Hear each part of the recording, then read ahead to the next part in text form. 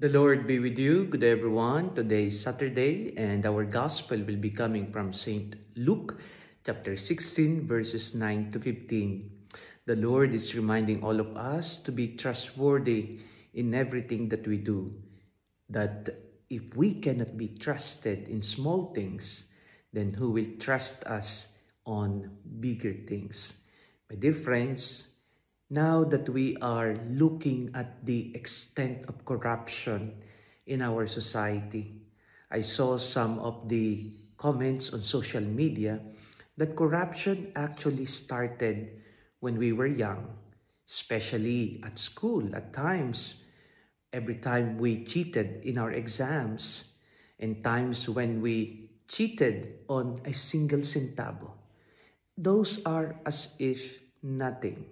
But those little scale of dishonesty can be a bigger and large scale of corruption in the future. So my dear friends, dishonesty is something that we cannot let go even on the smallest things. We have to realize that the seemingly harmless dishonesty can be let go. Sometimes we say, it's just white lies. But no matter what color you put on lies, whether it is white lie, red lie, blue lie, those are just covering up.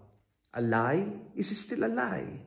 A dishonesty in a single peso and dishonesty in billions is still dishonesty. Let us pray that the Lord will always purify our intentions, because that is the most important thing. If we have the pure intention, we will not allow a little or white dishonesty or lies to ruin our relationship, especially with our family, with our community, and with our God. Teach honesty today, so that tomorrow we will all live in a pure, beautiful, abundant community without lies and deceit.